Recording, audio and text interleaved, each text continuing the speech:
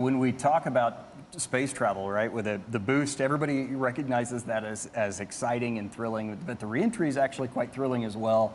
And we have shock waves that form over the top of the vehicle. Right now, they're experiencing the max G on reentry of about 3.5. We're supersonic, so if you're outside here at the Spaceport America, you should hear a double sonic boom as spaceship once again breaks the sound barrier on reentry. We just passed subsonic. Amazing. And the crowds, again, are just cheering on our entire crew. They're going to be able to see the vehicle as it comes down to land, and our crew here are also going to be they're going to be able to see Spaceport America. They're going to be able to see see that their family and their friends are there cheering them on as they come back and return to Spaceport America. So we've passed below 60,000 feet. Once we get to about 53 to 55,000 feet, we'll command the feather down. That'll result in the nose of the spaceship dropping. And then once the feather is down and locked, which it's now moving, the crew will pull back on the stick and make a gentle return to level flight. I remember during the reentry, I just could not stop looking out the window. The landscape of New Mexico is just very indicative of this planet. It's beautiful, and it's really just amplifies going to space, looking down on just the beautiful planet you've just left. And the feather is now down and locked. So the pilots are starting that gentle pull back to straight and level flight. Spaceship is now a glider, so it's all about balancing that potential and kinetic energy. If they want to go faster, they push the nose down, and if they want to go slower, they pull back and bring the nose up. It's absolutely incredible. G2 is a flight for the history books.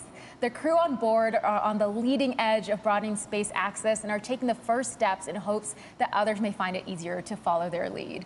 Now, Keisha and Anna have become astronauts today thanks to Space for Humanity, whose mission is to expand access to space for everyone. And to talk more about their mission and their purpose, we actually have a special guest in the studio, Space for Humanity's Executive Director, Rachel Lyons. Rachel, welcome to the studio. Thank you so much for having me, Sarisha. It's such an honor to be here. Oh my gosh, you must just be absolutely pumped. So before we talk about Keisha and Anna, I know we all want to, I wanted to ask, could you tell us about Space for Humanity's mission? Absolutely, yeah, and I am so excited. The team is so excited. It's such a dream come true to see this happening, to see Keisha and Anna and John going to space. I'm like pinching myself here watching this whole thing come to fruition. And so Space for Humanity, we're a nonprofit organization founded by Dylan Taylor, who's a space investor and founder and CEO. And our mission, as you have been mentioning, is to sponsor people from all over the world to go to space. Yeah. Also, as you guys have both been mentioning, when people go to space and they look back down at our planet as this interconnected, fragile, beautiful, finite planet, it changes a person's perspective forever. Yeah, as you spoke about so beautifully, yeah. And so we're really passionate about giving that perspective to as many people as possible by sending people who can be representatives for different areas and nations and places that haven't necessarily had exposure to this. And then so they can come back down and be that for the people from their country, the people in their communities. Yeah, I mean, could you talk a little bit more about that? What impact do you see your citizen astronauts having, or what impact do you hope that they'll have upon return to Earth? Yeah, so we've sent 2 people to space so far. Of course, we're so grateful for this partnership with Virgin Galactic to send Keisha to space, and then more soon. No announcements yet, though. And so in terms of the impact that we hope that they have, I would say that it's different depending on the person. And we can't predict what that is.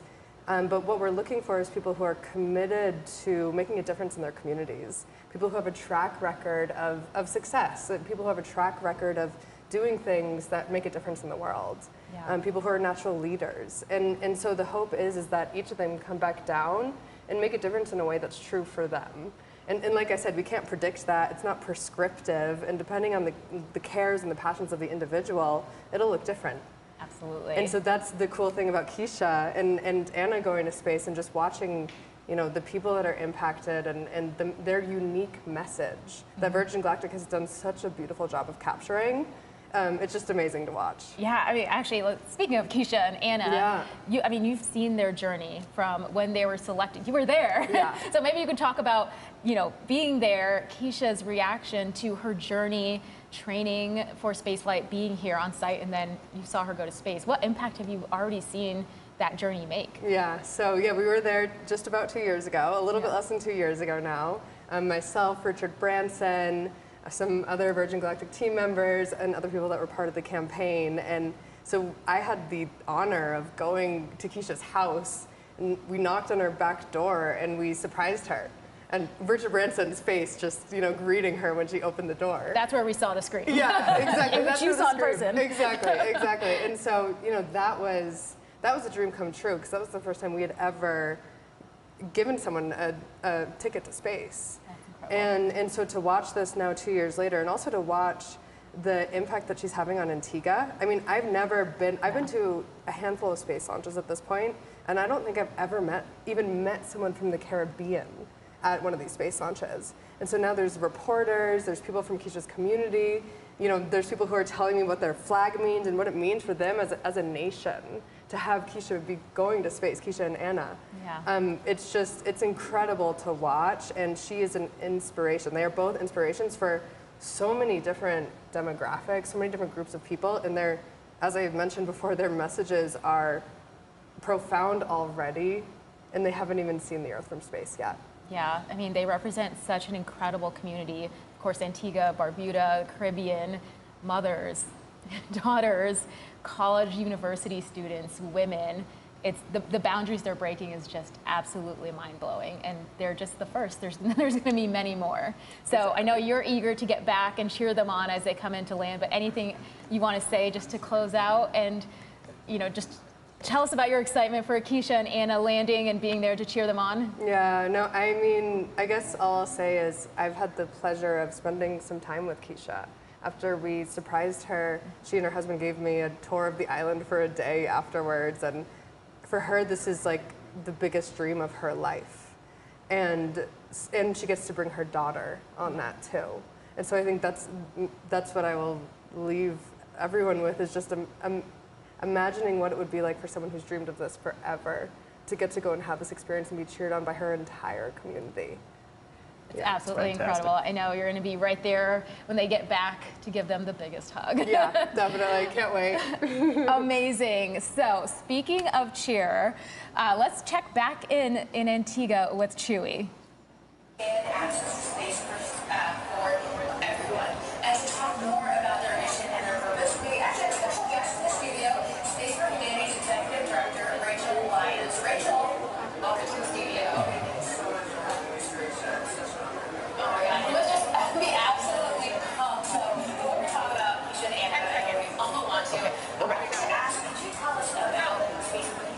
Sarisha, I'm here with the Prime Minister of Antigua and Barbuda, and we just witnessed something absolutely amazing. Prime Minister, what does this mean for Antigua and Barbuda?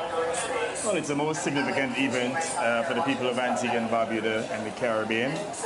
This is certainly a major achievement, and an achievement that will help to inspire great ambitions of the Antigua and Barbudan people. We're very proud of the courage and certainly the resilience of Keisha and her daughter. And we are just very happy. Thank you. As you can see, sorry. Thank you, Mr. Prime Minister. Sure. Okay. So sorry. 20 minutes past. We're good. 20 seconds goes fast. All right, we got it. Oh, amazing, amazing, amazing. The energy in Antigua is just incredible. I can feel the energy here at Spaceport is absolutely amazing as we welcome our crew back as they come in for landing. Now, let's take it over. JR, can you give us an update on their progress back to Earth? Yeah, I sure can. We're, at this point, just under 12,000 feet. Kelly was at the controls there for most of the glide. CJ has just resumed control of the flying the spaceship. So the approach checks are in work. They've planned to manage their energy management as you do with a glider, and now hitting those waypoints as they come in to runway 34 here at Spaceport America. So that's south to north on the runway. For those non-pilots tuning in, those numbers represent the first two numbers on the magnetic heading of your compass. So 34 is 340 degrees. So we're doing a turn to final right now, and that's a left turn so that CJ, the pilot, the commander in the ship, has a view of the runway. The landing gear is now down and locked. And we're about 7,500 feet. Amazing. Again, I've said this before many times, but the crew have this incredible view, not only of the New Mexican landscape, but of our spaceport facility, which is this incredible facility where they spent the last few days bonding with their crew and training with their crew. So, of course, it holds a special part in their hearts, and they get to see that view on their way down. So we're 1,000 feet above the runway. The runway here is about 4,500 feet or 500 feet.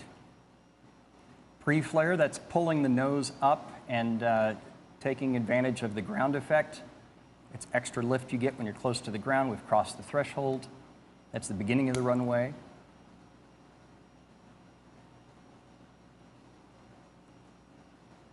Beautiful. And touchdown of the main gear. Now CJ's going to hold the nose gear up for a little bit. That helps bleed off the energy that the spaceship has, using the air drag associated with that. Now I started to lower the nose.